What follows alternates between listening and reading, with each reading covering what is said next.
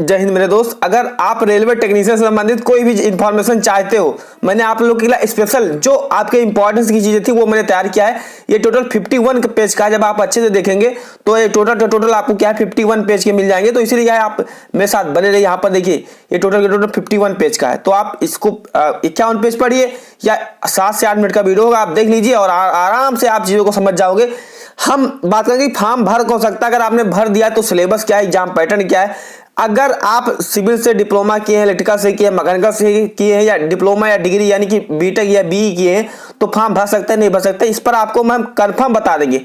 उसके पहले हमने एक वीडियो बनाया, उस वीडियो का लिंक आपको कमेंट बॉक्स में मिल जाएगा, जाकर आप देखिएगा मेरे मित्र। उसमें मैंने आपको बताया है कि फॉर्म भर कौन सकता है अगर आप civil electrical diploma and mechanical से। मैंने उसमें बात किया है, जो कस्टमर केयर वाले होते हैं है ना, उनसे मैंने बात किया है। तो जाकर आप उनसे बात कर लीजिएगा। कस्टमर केयर का नंबर है 9592001188।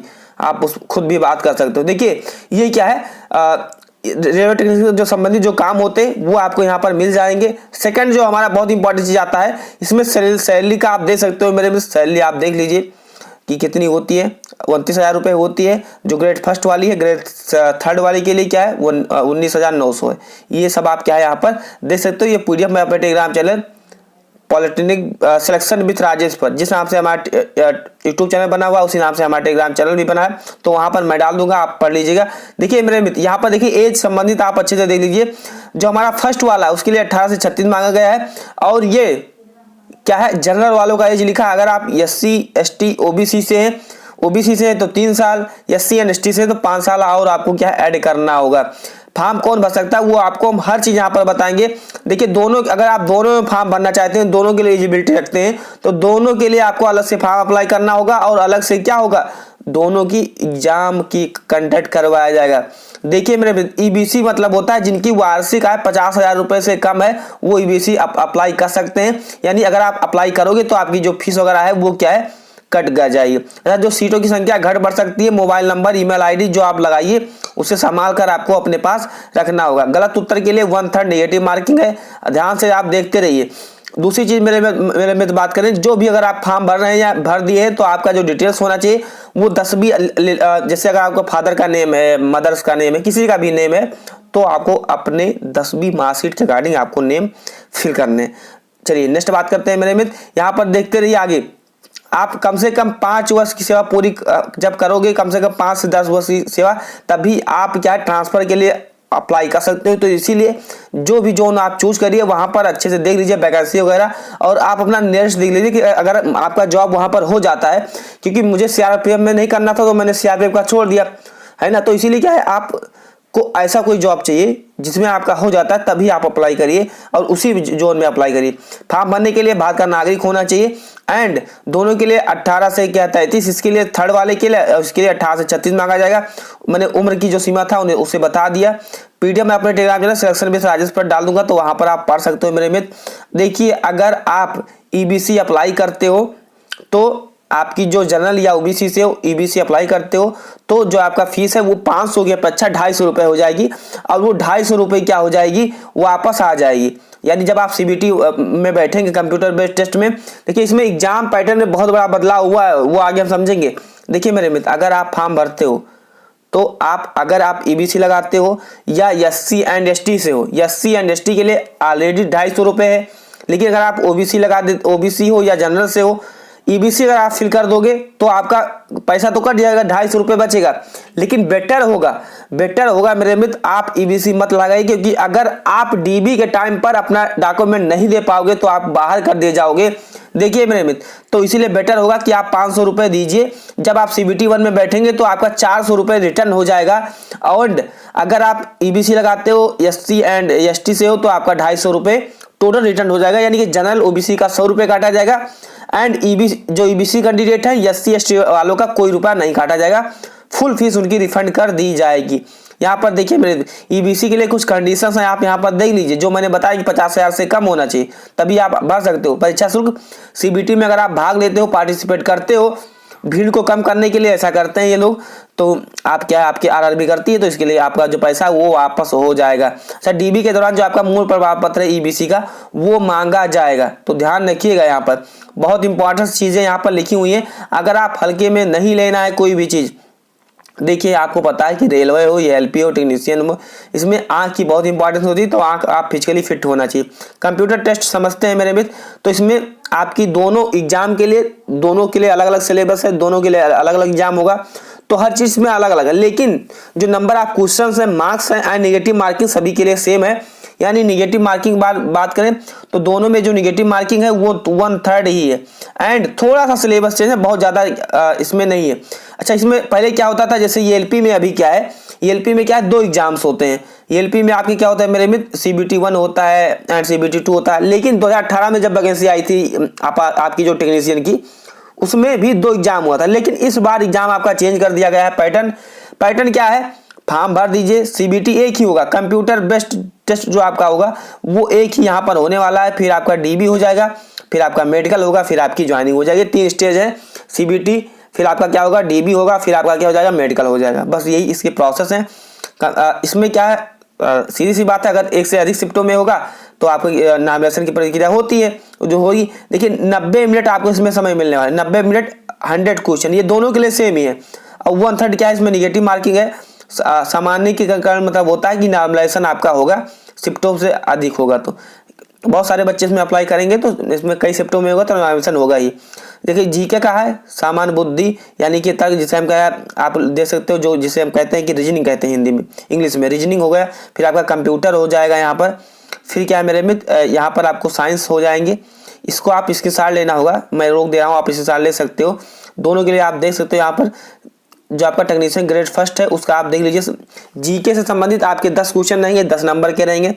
एंड सामान्य बुद्धि एंड तर्क यानी कि रीजनिंग से 15 क्वेश्चन 15 नंबर के, कंप्यूटर से 20 क्वेश्चन 20 नंबर के, एंड आपका इंजीनियरिंग से संबंधित यानी साइंस से संबंधित, इन सबसे मिलाकर आपके क्या रहने वाले हैं 35 क्वेश्चन आएंगे। टोटल 100 क्वेश्चन होंगे, 90 मिनट आपको समय मिलेगा। एक क्वेश्चन 1 नंबर का होगा, ध्यान रखिएगा। तो आपकी जो कट ऑफ बनेगी वो 100 नंबर पर बनने वाली है। दो आपका थर्ड वाला है उसमें भी आपको यहाँ पर सेम चीजें मिल जाएंगी, आप पढ़ सकते हो। हर चीज क्या है इसमें सेम ही रखी गई है, बस थोड़ा सा सिलेबस क्या है चेंज किया गया है, यानी कि नंबर आप जो क्वेश्चन थोड़ा सा क्या है घटा बढ़ा दिया गया है, बस यही इसमें डिफरेंस है। यानी अगर आप यहाँ पर अच्छे से देखेंगे तो जो आपका कहते हैं ना कि अंक शास्त्र मतलब क्या आता है, आपका मैथ है। अंक शास्त्र मतलब क्या है, आपका जो मैथ है वो 25 क्वेश्चन 25 नंबर के, रीजनिंग आपका 25 क्वेश्चन 25 नंबर का, आपका जो विज्ञान होगा वो भी आपका 40 क्वेश्चन। देखिए रेलवे में विज्ञान का बहुत इंपॉर्टेंट होता है, साइंस बहुत पूछी जाती है। एंड आपका जो जीएस है देखिए 10 क्वेश्चन ही है टोटल, जब आप करेंगे तो 100 क्वेश्चन 100 मार्क्स से आपके हो जाएंगे। 90 मिनट आपको क्या है समय मिलने वाला है। डीबी होगा, फिर आपको क्या इसमें ज्वाइनिंग हो जाएगी। तो आप सिलेबस के बारे में समझ गए हैं मेरे मित्र। अब देखिए मैं आपको बता दूं, अगर आप फोटो सिग्नेचर अपलोड करेंगे तो 30 से 70 KB के मध्य में होना चाहिए। आगे समझते हैं, बहुत अच्छी चीज यहाँ पर जो लिखी हुई है कि फॉर्म कौन भर सकता है, अप्लाई कौन कर सकता है। थोड़ा सा यहाँ पर सिलेक्शन प्रोसेस समझ लीजिए, वही जो मैंने बताया सिलेक्शन प्रोसेस। आपका CBT होगा, फिर आपका मेडिकल होगा, उसके बाद में फिर आपका क्या होगा मेडिकल होगा, उसके बाद में आपका डीबी हो जाएगा, फिर आपकी ज्वाइनिंग वगैरह हो जाएगी। CBT, फिर आपका डॉक्यूमेंट वेरिफिकेशन, फिर आपका मेडिकल होगा। यहाँ तक बात नहीं रुकती। अब जो समझते हैं कि फॉर्म कौन भर सकता है, फॉर्म भरने के लिए अप्लाई करने के लिए क्या योग्यता होनी चाहिए। देखिए मेरे मित्र, मैंने भी डिप्लोमा बीटेक किया है और मैंने मैकेनिकल से किया है, मैंने एलपी का फॉर्म भरा है, लेकिन मैं टेक्नीशियन में नहीं भर सकता। क्यों नहीं भर सकता? क्योंकि मैकेनिकल वाले बच्चे, सिविल वाले बच्चे, इलेक्ट्रिकल वाले बच्चे जो कोर सब्जेक्ट हैं वो मांगे ही नहीं गए हैं। अगर आप इलेक्ट्रॉनिक्स से हैं, कंप्यूटर साइंस जो CS के नाम से जानते हैं, IT से हैं, तो आप फॉर्म भर सकते हैं। लेकिन जो बच्चे क्या है मैकेनिकल से किए हैं, इलेक्ट्रिकल से किए हैं, केमिकल से किए, वो फॉर्म नहीं भर सकते। क्योंकि आप यहाँ पर पढ़िए, अगर आपने फिजिक्स, यहाँ पर मेरे मित्र अच्छे से आपको पढ़ना होगा, अगर आपने फिजिक्स से, इलेक्ट्रॉनिक्स से, कंप्यूटर विज्ञान CS से, सूचना प्रौद्योगिकी IT जिसे बोलते हैं इंफॉर्मेशन टेक्नोलॉजी से, अगर आप BSc या आप क्या है डिप्लोमा 3 वर्षीय का, या आपने डिग्री किया है, तो आप इस फॉर्म को अप्लाई कर सकते हैं। BSc होना चाहिए, ग्रेड फर्स्ट के लिए BSc होना चाहिए, या इलेक्ट्रॉनिक्स होना चाहिए, BSc होना चाहिए, या आपका डिप्लोमा होना चाहिए, या आपका डिग्री होना चाहिए। इलेक्ट्रॉनिक्स में होना चाहिए, कंप्यूटर साइंस में होना चाहिए, इन सब ब्रांचों में। तो मेरे मित्र आप फॉर्म को 100% अप्लाई कर सकते हैं। देखिए अब आपका डाउट क्लियर हो जाना चाहिए कि जो कोर सब्जेक्ट है, अगर आपके किसी सब्जेक्ट वाला नहीं, मैं मैकेनिकल से खुद क्या हूँ, मैं फॉर्म नहीं अप्लाई कर सकता, ये आपको समझना होगा, है ना। अब देखिए मेरे आपका क्लियर हो गया होगा। अब जो बचता है आपका ग्रेड सिग्नल 3 वाला, उसके लिए समझिए IT एक पोस्ट, सिर्फ एक ही पोस्ट है जिसके लिए PCM वाले बच्चे अप्लाई कर सकते हैं, जिन्होंने 12वीं में क्या है फिजिक्स केमिस्ट्री मैथ लिया हुआ था, है ना, वही अप्लाई कर सकते हैं। बाकी यहाँ पर देख लीजिए, यहाँ पर फिजिक्स एंड गणित के में अगर 12 था तो आप इसी फॉर्म को सिर्फ अप्लाई कर सकते हैं। बाकी भी जितने आपके यहाँ पर पोस्टर्स हैं, जितने भी 18 के 18 हैं, उनको अप्लाई करने के लिए, यानी कि आप देखेंगे तो 15 नंबर एंड जो हमारा नंबर 1 है, इसको छोड़कर दोनों और बाकी जो 16 बचेंगे 18 में से 16 के लिए क्या है ITI मांगा गया है। क्या मांगा गया है? ITI होना चाहिए। ITI के साथ में 10th होना कंपलसरी है 16 पोस्टों के लिए। आप भर सकते हो। अब अपने ट्रेड के अनुसार आपको ITI देखना है कि किस ट्रेड में कितने हैं। तो इस PDF को आप RRB के वेबसाइट पे भी डाउनलोड कर सकते हो, या मैं अपने Telegram channel selection with Rajesh पर डाल दूंगा, तो वहां पर, और ये वैकेंसी का डिटेल्स है, तो आप वैकेंसी का जो डिटेल्स है उसे भी आप वहां पर देख पाओगे। एक एक पढ़ेंगे तो समय ज्यादा नष्ट होगा मेरे मित्र। तो इसीलिए क्या है, जो आपके इन्फॉर्मेशन की चीज थी मैंने वो क्या आपको बताया, जो लास्ट में एक बहुत अच्छी चीज है वो आप समझिए। देखिए अगर आप गलती से, क्योंकि हम इंडिया वाले तो होशियार बहुत होते हैं, तो अगर आप गलती से डिप्लोमा किए हैं, ITI किए हैं, तो अगर आप फॉर्म अप्लाई कर देते हैं तो फॉर्म तो अप्लाई हो जाएगा, लेकिन जब आपका DB होगा तो उसमें आप बाहर हो जाओगे। वही चीज यहाँ पर लिखा है कि तकनीशियन के बाद पाठ्यक्रम अधिनियम अप्रेंटिस ITI के बदले अगर आप डिप्लोमा, जैसे हमारे जो 16 पोस्ट बच रही है उसके लिए अगर आप ITI के बदले सोच रहे हो कि डिप्लोमा या डिग्री स्वीकार नहीं की जाएगी जब तक कि अन्यथा निर्दिष्ट ना हो, है ना, यानी उसके अंदर अगर कुछ भी नहीं है तो यानी तो इसीलिए क्या है, आप बैठे ना, ये करें कि एग्जाम हॉल में ना बैठे।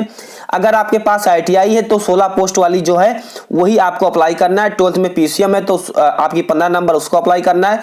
अगर BSc ये सब है तो आपको अप्लाई करना है। यहाँ पर साफ साफ शब्दों में लिखा है कि अगर आपके पास ITI डिग्री नहीं है, डिप्लोमा एंड BTech है, तो आप इसके लिए एलिजिबल नहीं है, या BE है तो एलिजिबल नहीं है। तो इसीलिए मेरे मित्र वहीं पर अप्लाई करिए जहां पर आप उसकी योग्यता रखते हैं।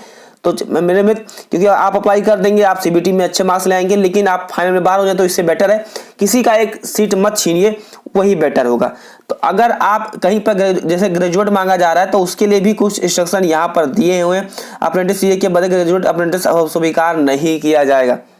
तो आप ध्यान रखिए, जहां पर आप एलिजिबिलिटी रखते हैं वहीं पर आप क्या है चीज़ों को देख सकते हैं, समझ सकते हैं। बाकी ये क्या है, डॉक्यूमेंट्स के बारे में लिखा है, जब ये DB होता है तब इसकी जरूरत पड़ती है। तो मेरे चैनल पर नए सब्सक्राइब करिए, क्योंकि जैसे नेक्स्ट वीडियो लाए तो आपको मिल जाए। जय हिंद, वंदे मातरम।